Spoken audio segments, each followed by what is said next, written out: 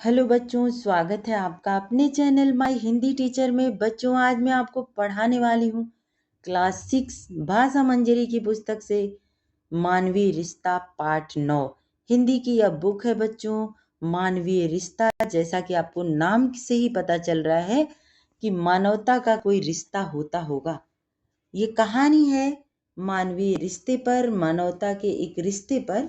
तो बच्चों, इस कहानी को लिखा है श्रीनाथ सहाय ने और यह कहानी सामाजिक समरसता, धार्मिक सहिष्णुता तथा मानवीय संवेदनाओं से ओतप्रोत है।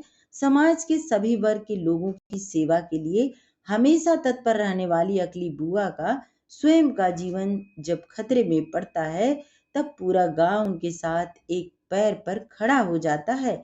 समाज का हर तबका, हर वर्ग उनके लिए दौड़ पड़ता है। इस कहानी से आपसी सौहार्द एवं प्रेम का हृदयग्राही वर्णन हुआ है। बच्चों, ये कहानी है आपसी भेदभाव को भुला करके, हर धर्म को मिटा करके एक मानवीय रिश्ते को अपनाने की कहानी। इस कहानी को पढ़ेंगे बच्चों हम लोग। इस कहानी में मुख्य पात्र हैं अकली बुआ, जो पूरे गांव की बुआ बन जाती हैं। तो इस कहानी को हम लोग पढ़ते हैं।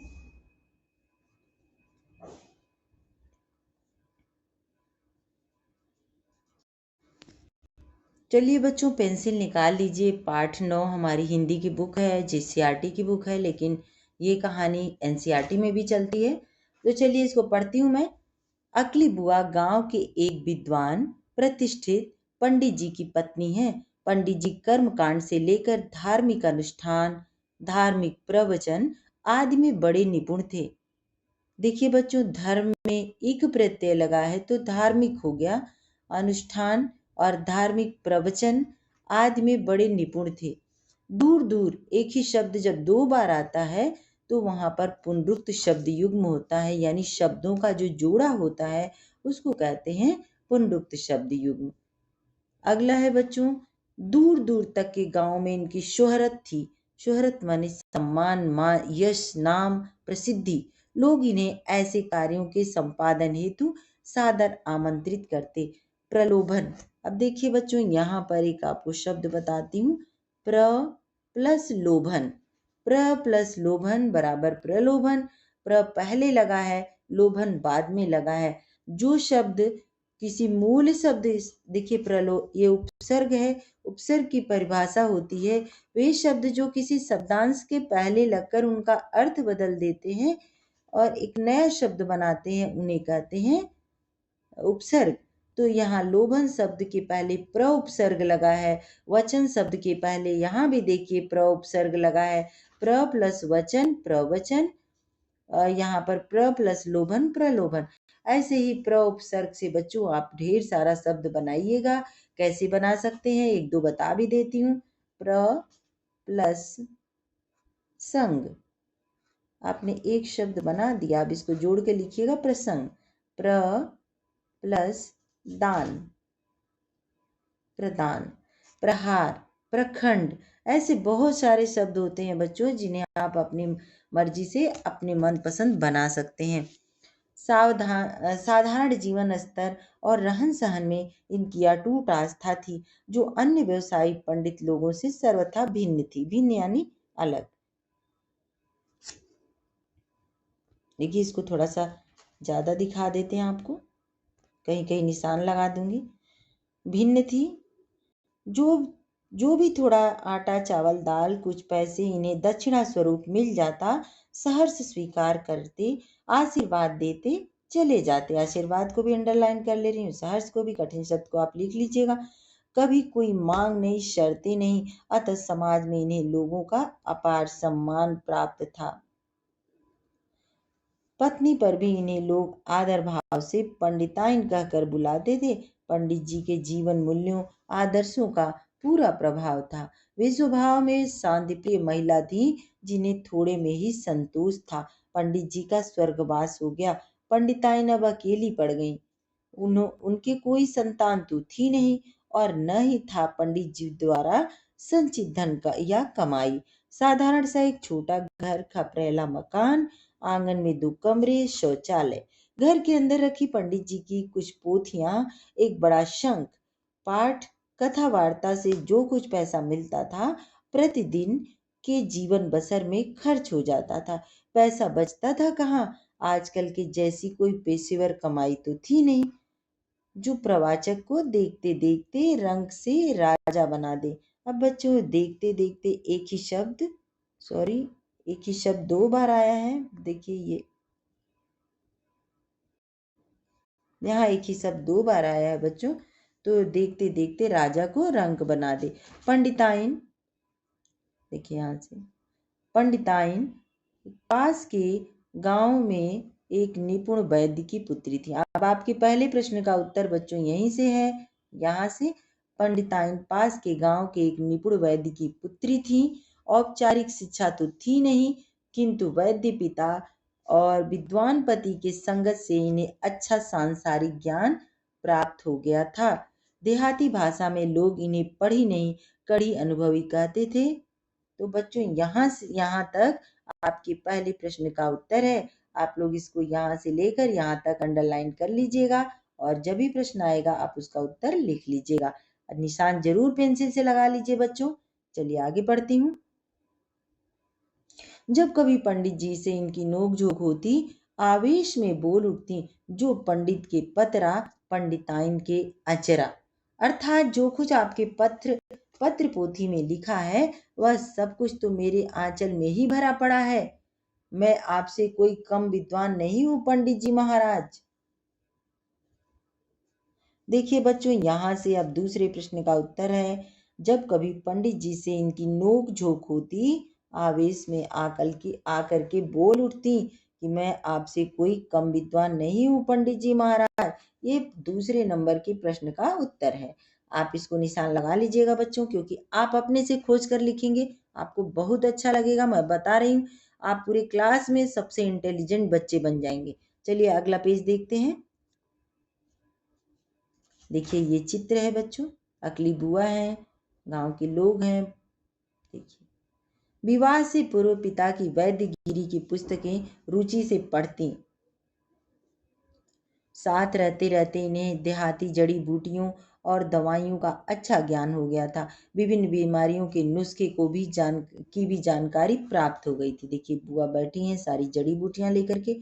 विवाहित होकर जब ये पंडित जी के यहाँ आई तो यहाँ भी खाली समय में गांव की महिलाओं बच्चों को दवा दारू निःशुल्क बताने में इनकी रुचि रही। इन दिनों गांव में न तो एलोपैथिक दवाइयों के पढ़े लिखे प्रशिक्षित डॉक्टर उपलब्ध थे, न तो पास कहीं अंग्रेजी दवाइयाँ मिलती। अधिकतर लोग देसी दवाइयाँ ही उपयोग करते और अच्छे भी हो जाते थे। पंडिताइन की बताई हुई, देखिए पंडिताइन कहाँ लिखा है यहाँ पे बच्चों, पंडिताइन, मैं इसलिए आपको बता रही हूँ कहीं आपके लाइन मिस ना हो जाए। यहाँ से देखिए, पंडिताइन की बताई हुई जड़ी बूटी की दवाइयों से कई लोग मलेरिया, मस्तिष्क ज्वर, खांसी, बुखार से निरोग हो जाते थे। अतः इनकी ख्याति उनके गांव से बाहर दूर तक फैल गई। स्वभाव से ये हंसमुख मिलनसार मृदुभाषी थी। देखिए जब प्रश्न का उत्तर आएगा बुआ का स्वभाव कैसा था, तो आप यहाँ से प्रश्न का उत्तर ले सकते हैं। यहाँ से यहाँ तक मृदुभाषी थी, अतः महिलाओं में शीघ्र घुल मिल जाती थी। पंडित जी के न रहने के बाद लोगों की सेवा, उपचार और समाज में रुचि कल्याण इनका काम रुचि और भी बढ़ गई थी। सुबह होते ही वे निकल जाती, जिसे भी जरूरत होती उपचार बताती, दवा देती। गांव के लोग भी इन्हें अधिक सम्मान देने लगे। धीरे धीरे, देखिए बच्चों यहाँ से आपके अगले प्रश्न का उत्तर भी मिल जाएगा। तीसरा प्रश्न, सुबह होते ही पंडित जी के न रहने के बाद ये दवाइयाँ देती। धीरे धीरे इनकी जो शोहरत है वह लोगों में बढ़ गई। देखिए यहाँ तक इनका,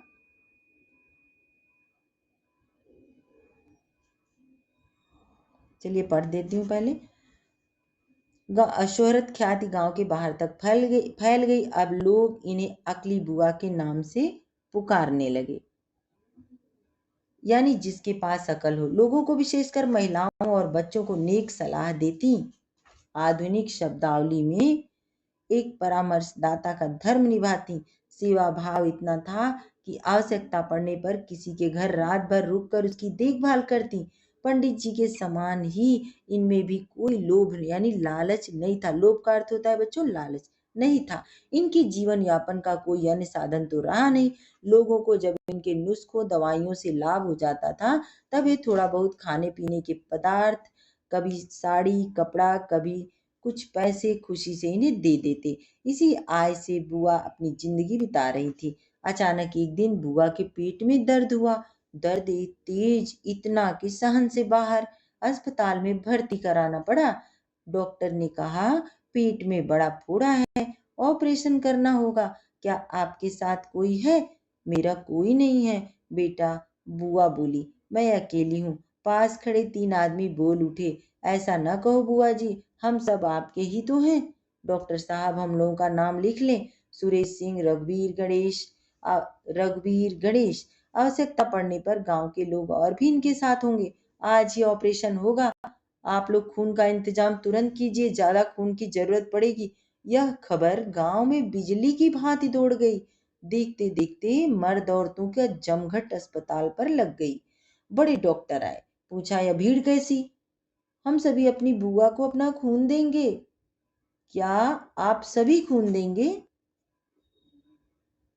डॉक्टर साहब इतना क्या, पूरा गांव खून देने हेतु यहाँ दौड़ पड़ेगा। यह बुआ तो हमारे गांव की जान है। लोगों गांव के लोगों के लिए अपना खून पसीना एक करती है।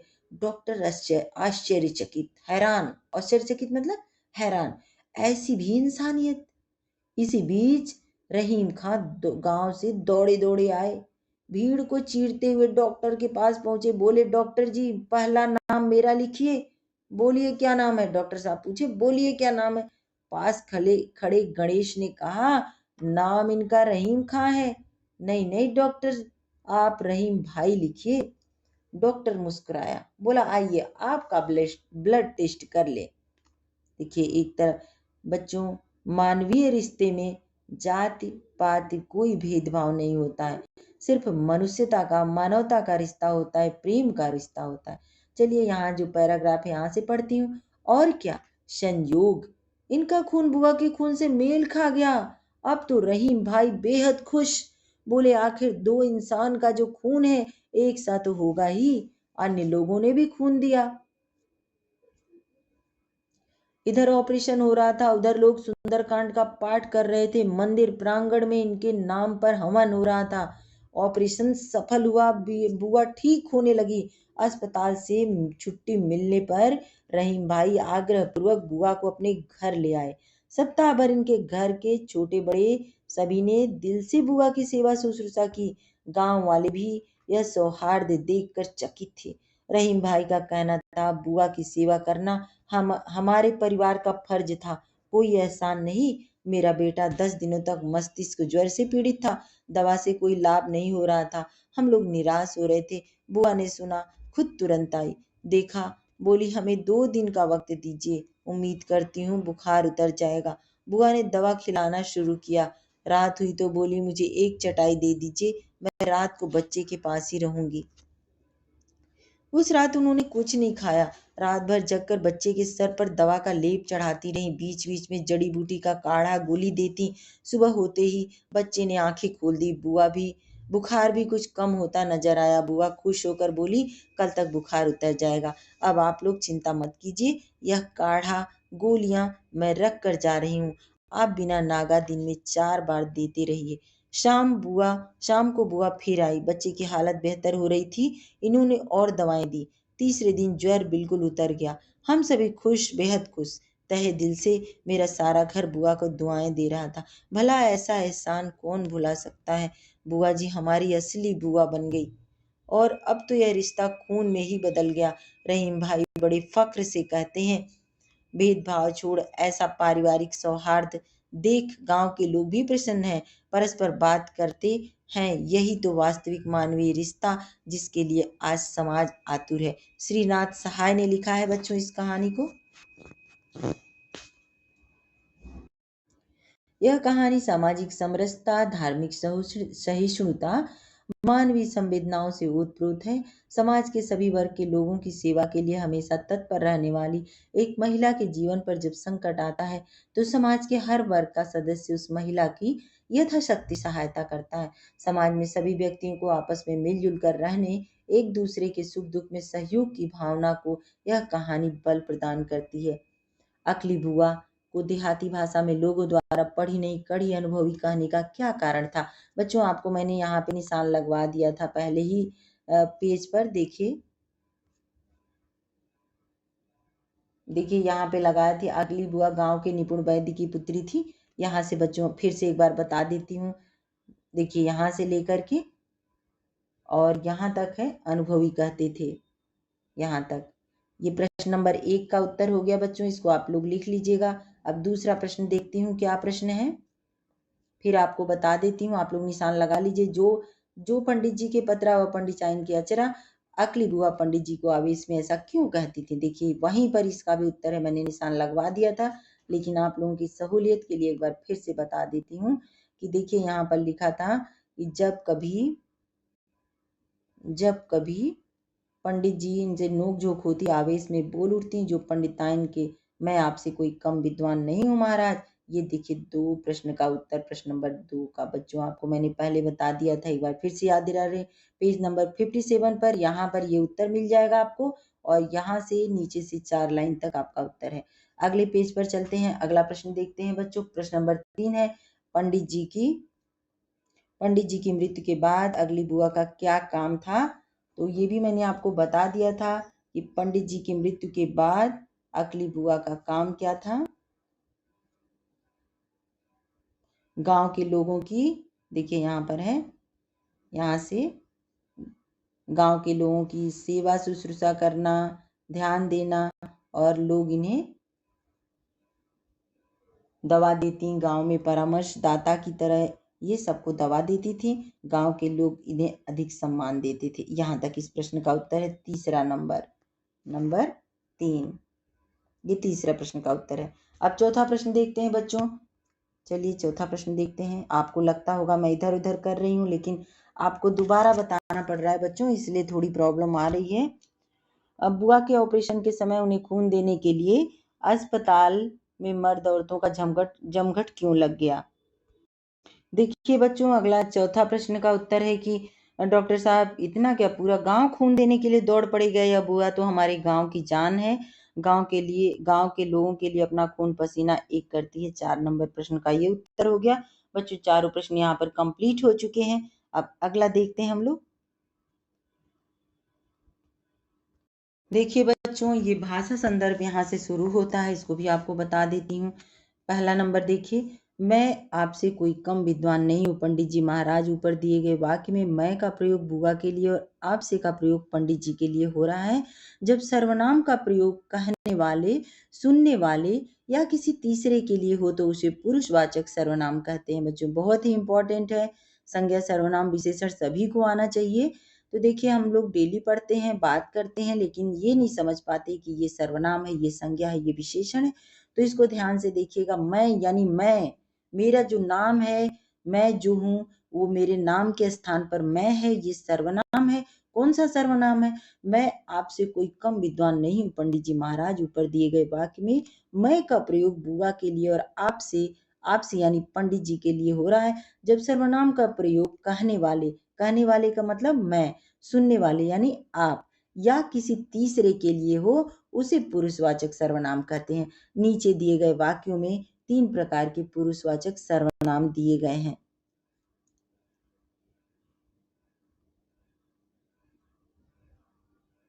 तीनों प्रकार के पुरुषवाचक सर्वनाम हैं और आप उनके नीचे रेखा खींचिए। देखिए, एक दिन एक दिन राम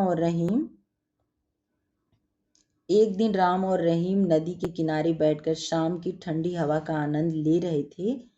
तभी उन्होंने देखा, देखिए बच्चों, ये सर्वनाम के नीचे मैं अंडरलाइन कर दे रही हूँ, आप लोग ले लीजिएगा यहाँ से।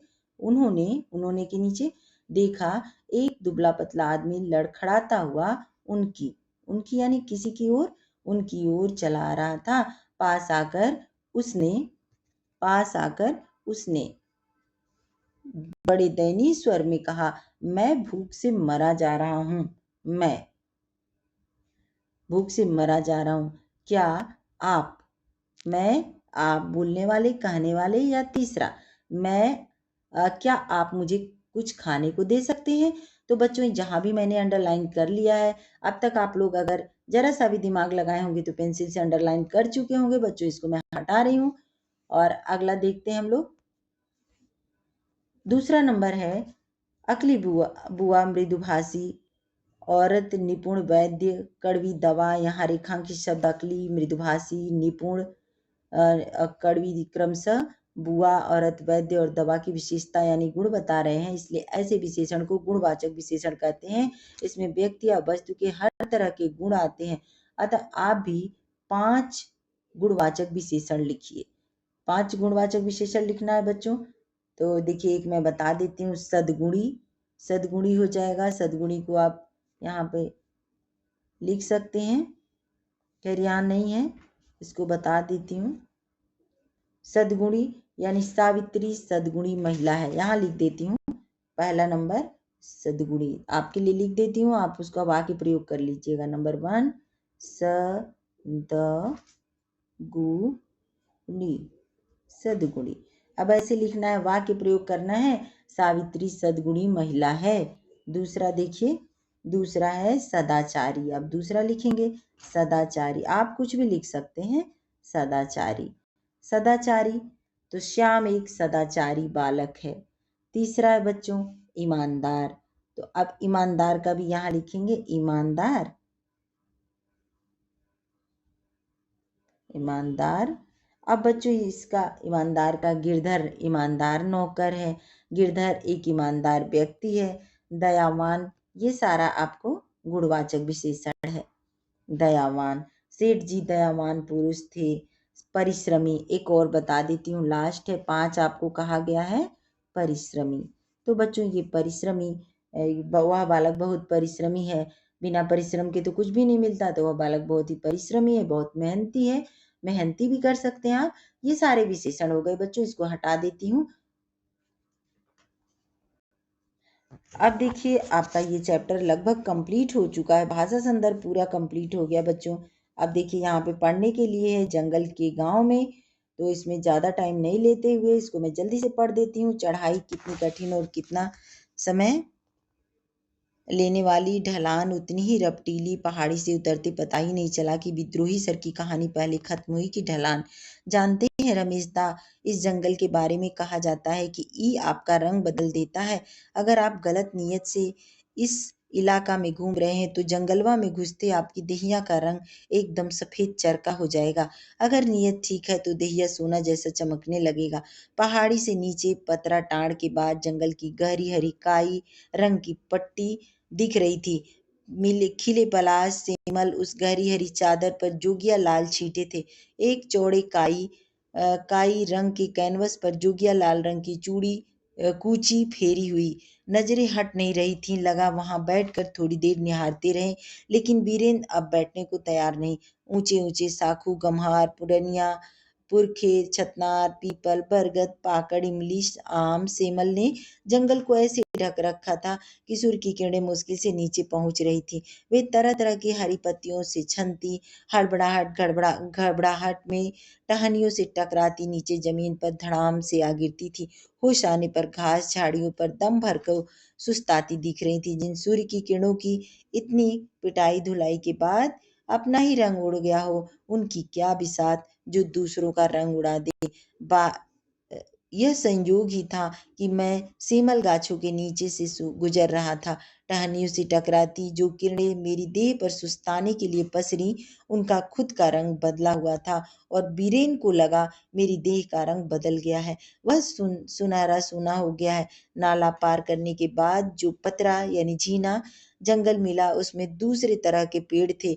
हालांकि सेमल वहां भी खूब थे। सेमल ऐदल के कारण ही गांव हेतु का नाम ऐदल हाथू पड़ा था। जैसे आम उली का पेड़ ज्यादा हो तो उली हाथू, जोजो इमली यानी गाछ का पेड़ हो तो गांव टोले का नाम जोजो हाथू, महुआ मधुकम ज्यादा हो तो मधुकम टोली। ठीक वैसे ही यह गांव ए दलहातू गांव दिखने लगा था। डहर में ही एतवा मुंडा से भेंट हुई।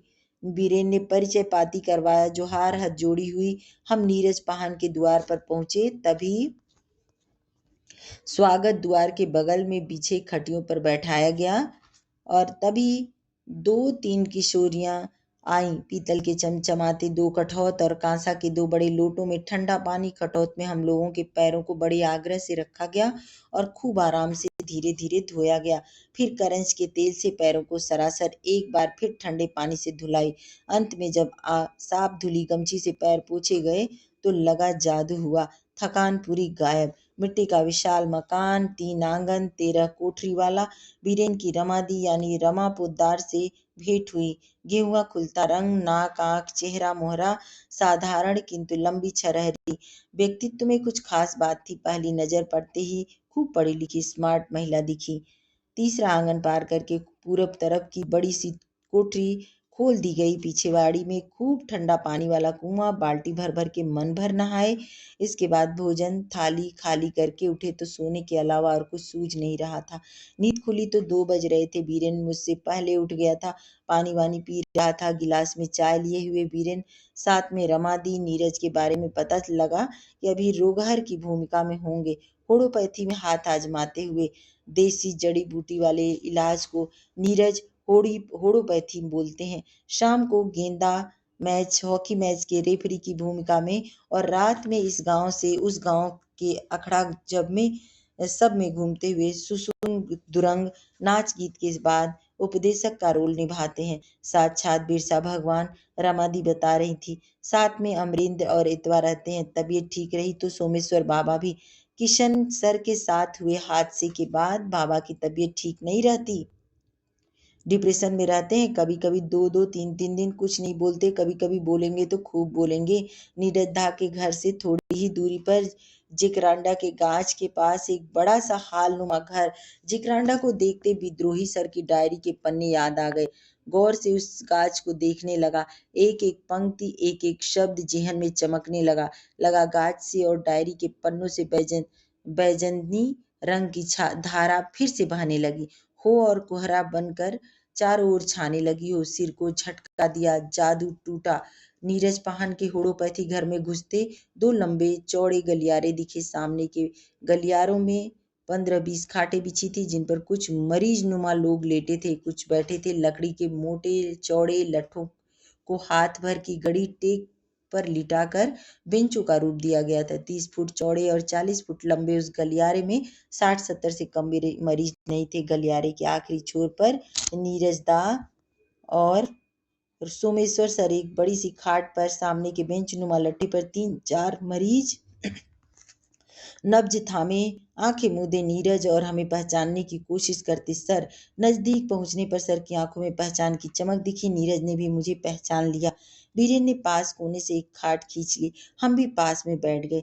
औपचारिक हाल समाचार के बाद मेरी निगाहों में कुछ प्रश्न, कुछ संदेह को भाप। नीरज ने अपने होम्योपैथी के इस कार्य व्यापार के बारे में बहुत कुछ बताया। राजेश ऐसा है कि अंग्रेजी दवाइयों पर कोई संदेह नहीं। बाकी हमारे पुरखों का मानना था अगर वनस्पतियों के कारण हमारा जीवन संभव हुआ है तो वनस्पतियां ही हमारी सारी बीमारी रहेंगी। वे सक्षम है, केवल हमें उन्हें पहचानना है। जैसे एक की खुशी में पूरा घर, पूरा टोला, पूरा पूरा हतू खुश होता है, वैसे ही घर में एक के बीमार पड़ने से पूरा परिवार बीमार महसूस करता है। इसी मानवीय एहसास ने होड़ो मानवपैथी को जन्म दिया। ऐसे भी हमारे लिए अपने लोगों का नब्ज थामना केवल देह के रोग को जानना बताना भर नहीं, उनकी देह के अलावा अपने देश में जो रोग लगा है, जो विषाणु कीटाणु सब घुस गए हैं, आए हैं, उनके बारे में समझाना बताना भी है। हमारे धरती आबा बिरसा मुंडा भी यह उपाय किए थे। हम भी वही रास्ता पर थोड़ा बहुत चलने की कोशिश कर रहे हैं। और मैं और बीरेन उठकर चहलकदमी करते दाहिनी ओर के हॉल में पहुंचे। जड़ों कंदों को कूटने पीसने छानने में मगन इतने लोगों को एक साथ मैंने पहले कभी नहीं देखा था। एक खास तरह की लय, एक खास तरह की रिदम। इसको लिखा है रणेंद्र ने। प्रस्तुत गद्य गायब होता देश उपन्यास का एक अंश है। इस गद्यांश में हम देखते हैं कि मनुष्य और प्रकृति के बीच अन्योन्याश्रय संबंध है। हमारे चारों ओर उपलब्ध वनस्पतियां जहां हमें पोषण देती हैं, वहीं अस्वस्थ होने पर हमें रोग मुक्त भी कर सकती हैं। इसके लिए हमें केवल उनकी पहचान कर सही उपयोग करना है। बच्चों, ये पाठ यहीं समाप्त हुआ। पढ़ने के लिए भी मैंने इसमें पढ़ दिया है और आपको सारा चैप्टर एकदम कंप्लीट कर दिया है। आपसे चलते चलते इतना जरूर कहूंगी, अगर आप मेरे चैनल पर नए हैं बच्चों, इसको सब्सक्राइब कर लीजिएगा, लाइक कीजिएगा ताकि मेरा मोटिवेशन बढ़े, और कमेंट करना नहीं भूलिएगा कि मेरा पढ़ाया हुआ आपको समझ आया कि नहीं। और अपने दोस्तों को, अगर आपको अच्छा लगा हो तो अपने दोस्तों को जरूर शेयर कीजिएगा। धन्यवाद।